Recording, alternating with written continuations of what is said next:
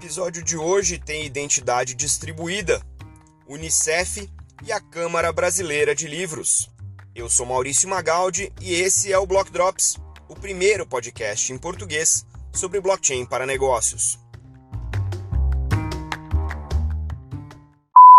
As notícias que você ouve aqui não têm qualquer vínculo com o meu trabalho atual, não configuram nenhuma forma de patrocínio, propaganda ou incentivo para o consumo e têm o foco exclusivamente educacional para o mercado. A primeira nota de hoje é uma nota longa do CoinDesk sobre uma solução de identidade descentralizada que que foi lançada em modo beta pela Microsoft, utilizando como blockchain a rede principal, a mainnet, do Bitcoin. Essa rede, essa solução, ou ferramenta de identidade descentralizada, chama ION, I-O-N, e faz parte de esforços organizados pela Decentralized Identity Foundation, DIF, D-I-F. Tanto esse projeto quanto o projeto da Consensys, chamado Uport, são liderados pelos membros desse foundation. E, obviamente, tem uma discussão interessante aqui ao redor do uso de identificação de doentes infectados ou recuperados pelo coronavírus.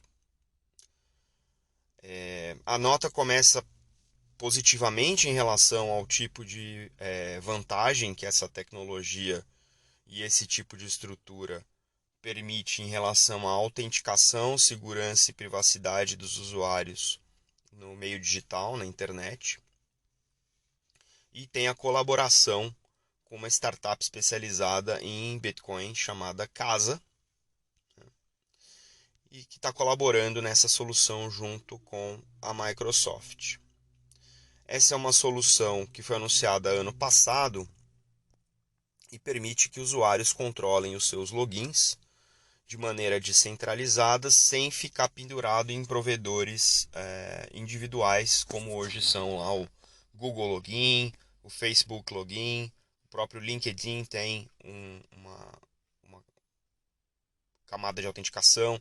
Então, esses sites de redes sociais que cresceram bastante desenvolveram essas credenciais para você poder logar em outros sites. Então, essa é uma maneira alternativa de fazer isso utilizando essa plataforma ION, porque a gestão desses dados e certificados estão armazenados de maneira descentralizada, nessa plataforma ION. Mas é obviamente um caso de uso que, além de necessário do ponto de vista de infraestrutura digital, para os negócios, eu acho que é uma conversa interessante também do ponto de vista de ética. Então, existe uma discussão em andamento e um dos pontos que me chamou mais atenção nesse artigo foi o abandono de uma executiva ano passado que fez parte do projeto de Decentralized Identity, o DID, cujo grupo de trabalho incluía a Microsoft, e a saída dela foi coroada por um comentário, eu vou ler para vocês aqui, abre aspas: eu não posso ser parte de uma organização que está principalmente influenciada por interesses comerciais e que estão apenas utilizando direitos humanos para efeito de marketing, fecha aspas. Tradução livre minha aqui. Tá? É interessante porque tem uma questão ética do ponto de vista de direitos humanos, ou seja, você está falando de doentes, você pode estar falando de populações em condição de migração e refúgio, do ponto de vista mais global, de gerar identidade para essas pessoas que estão migrando e refugiados. E você fala de potencialmente prontuários médicos. A gente já tratou aqui de outros casos que envolviam blockchain para prontuários médicos, e a ética dessa discussão ainda não está 100% resolvida, né? Enquanto isso, a tecnologia segue evoluindo, né? Então, é importante que eu encorajo vocês a lerem o artigo inteiro, mas é importante que as companhias que estão trabalhando nesta fronteira da tecnologia não percam pé da questão ética, né, no uso da tecnologia. Essa semana a gente viu a IBM abandonando oficialmente a pesquisa e desenvolvimento de tecnologia de reconhecimento facial, porque isso pode derivar para coisas completamente fora do controle, né? E pode ser utilizado para prejuízo de populações, né? Então é importante que ao atacar essa fronteira da tecnologia, as empresas, os usuários, os investidores não percam pé do tipo de uso derivado dessas tecnologias que pode aparecer e comprometer a segurança de uma ou várias pessoas ou populações inteiras, quando de fato o que está sendo tentado é facilitar a vida e ampliar o acesso das pessoas. Vamos ficar de olho. A segunda nota de hoje é uma nota sobre uma unidade da Unicef. A Unicef é o Fundo das Nações Unidas para as Crianças, né? Crianças e adolescentes. E a matéria cobre aqui o papel da Cristina Lomaso, que é a líder de blockchain do Unicef, em relação a quais são os projetos e como a Unicef tem se posicionado em relação à exploração das tecnologias avançadas, nesse caso aqui o próprio blockchain, né, para benefício das populações atendidas pela Unicef. Então, é interessante aqui que eles têm três maneiras, né, de explorar a questão do blockchain. A primeira é investir em soluções que utilizam o blockchain como tecnologia de base. O segundo é auxiliar os country offices, né, os escritórios locais da Unicef nos seus projetos blockchain. E o terceiro é educação dessa próxima geração de profissionais, né? A Unicef tem um Venture Fund, um fundo de investimento em que eles investem em startups que estão começando a trabalhar com tecnologia e estão no começo da sua jornada de implementação. E eles já fizeram, através desse fundo, 7 investimentos em projetos de blockchain. A Unicef está presente, né, em mais de 190 países e utilizar a blockchain para conectar essas operações é uma das coisas que a Unicef está fazendo, né, com blockchain para poder ter as informações fluindo entre os mais de 190 países, utilizando essa base de dados distribuída e automatizável que é o blockchain. Esse fundo de inovação que eles citam aqui na matéria, eles dão uma bolsa, né, de até US$ 100.000, além de mentoria e aconselhamento técnico, né? E, obviamente, o foco são startups que estão inovando para melhorar as condições de mundo das crianças e adolescentes através do uso de tecnologias open source. Obviamente, neste exercício tem um processo de seleção, né? Não é toda startup que é selecionada, e a ideia aqui é que o impacto seja nas populações atendidas pela Unicef. Então, uma coisa que me deixou bastante feliz de ler o artigo é que a Unicef não toma nenhum tipo de equity nessas startups. Equity é cotas, né, das startups, elas não tomam nenhum tipo de valor ali. Esse dinheiro é grant, né? Ou que, como a gente diz aqui no Brasil, é fundo perdido. Então não tem nenhum retorno financeiro para a Unicef neste sentido. E são projetos basicamente de open source, ou seja, são projetos em que a tecnologia deve ficar aberta para ser utilizada por uma comunidade de maneira aberta, né? E neste cenário aqui, eles já investiram em projetos na Argentina, no México, tem 2 no México, tem um na Índia, Bangladesh e Tunísia. Todos eles estão em andamento desde 2019 e começou com 300 inscrições, ou seja, são 300 startups, das quais apenas essas aqui foram selecionadas porque atendiam os critérios aí da Unicef Innovation. Eles têm mentores internos, têm mentores externos à Unicef que atualizam, que apoiam e suportam essas startups. E esse fundo aceita, né, investimentos ou doações tanto em Ether quanto em Bitcoin para ficar em 2 criptomoedas, né?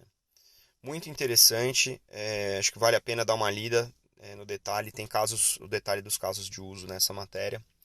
Mas uma coisa que eu queria recuperar desse artigo aqui, que eu acho importante, em resumo, a gente fala sempre aqui, né, em Blockchain for Good, Blockchain for Social Good. Blockchain crescendo e nascendo por iniciativas desta maneira tem muito mais chance de se tornar a famosa infraestrutura de negócios confiável, porque tem essas motivações de transformação do mundo, né, do que as blockchains comerciais pura e simplesmente. Resta saber o quanto essas tecnologias que estão sendo desenvolvidas aqui através dos projetos da Unicef vão se tornar facilmente escaláveis, que é a grande sacada e o grande pulo do gato de usar tecnologias blockchain. Não é sempre que eu trago notícias do Brasil, mas é sempre que toda semana eu tento achar alguma coisa. E essa semana tem algumas notícias, eu escolhi uma muito legal, que está num espaço que para mim é um espaço importante de ser digitalizado, né, que é a questão de proteção intelectual, o famoso IP, Intellectual Property, né? Então essa notícia aqui eu clipei do Block News, que é o site da Cláudia Mancini, e o artigo discute sobre o lançamento, né, a implementação de uma plataforma baseada em Ethereum para registro de direitos autorais e contratos da Câmara Brasileira do Livro, a CBL. A CBL fez um estudo, né, e está lançando essa solução como produto desse estudo para desenvolver um serviço que diminuísse os custos, né, de registro das obras que são registradas na Câmara Brasileira do Livro, lá na CBL. Essa solução foi desenvolvida para a CBL pela Bomesp, e é uma startup que desenvolve soluções em blockchain e também tem exchange de criptomoedas. E é a primeira vez que no Brasil a gente tem uma solução de registro de propriedade intelectual baseada em blockchain. A grande sacada aqui é que você pode subir a obra em formatos digitais, seja ela uma música, seja ela um texto, uma letra, um poema, um livro. E através do site da CBL você registra isso nessa solução baseada em Ethereum. Obviamente não só isso facilita o registro, mas também a recuperação das informações, se você quiser saber a autoria de algum tipo de obra que estiver registrada na CBL. Tem os valores aqui, são R$ 39,90 para quem é associado da CBL, para registrar a obra, e R$ 69,90 para os não associados. Contratos podem ser registrados por R$ 49,90 e R$ 99,90, respectivamente.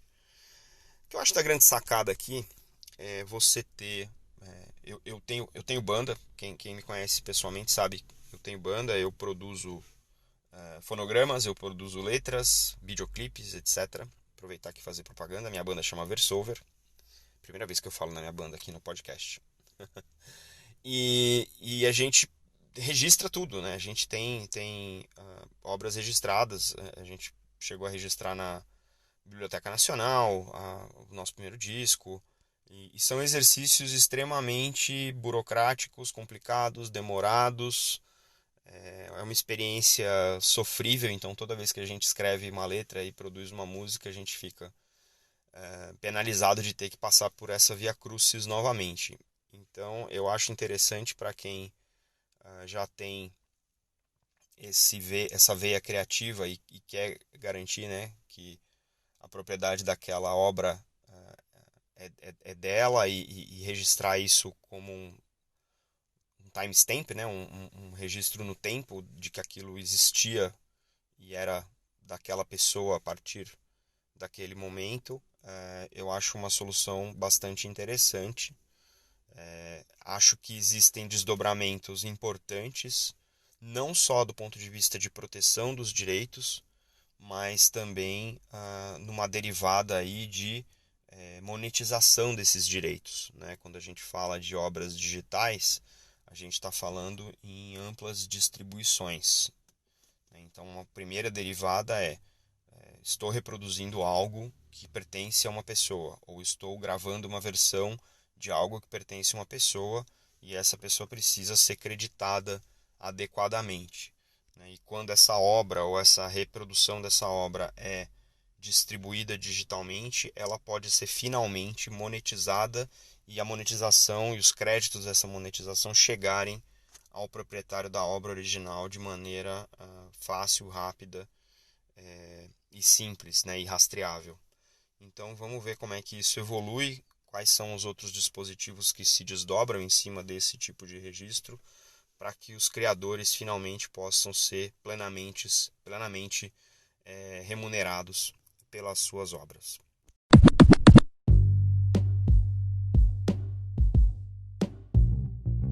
Você pode ouvir o Block Drops Podcast nas plataformas Numis, Google Podcasts, Apple Podcast, Spotify e Anchor FM. Entre em contato conosco através do e-mail blockdropspodcast@gmail.com, no Instagram blockdropspodcast e no Twitter blockdropspod.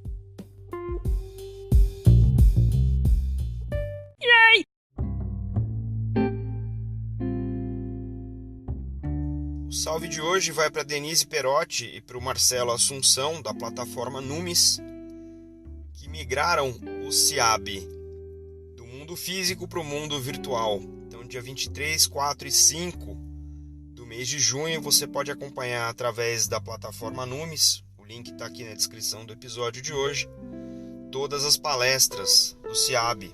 SIAB é a maior feira de tecnologia para o mercado financeiro da América Latina. A gente se vê por aí. Por hoje é só. Tchau.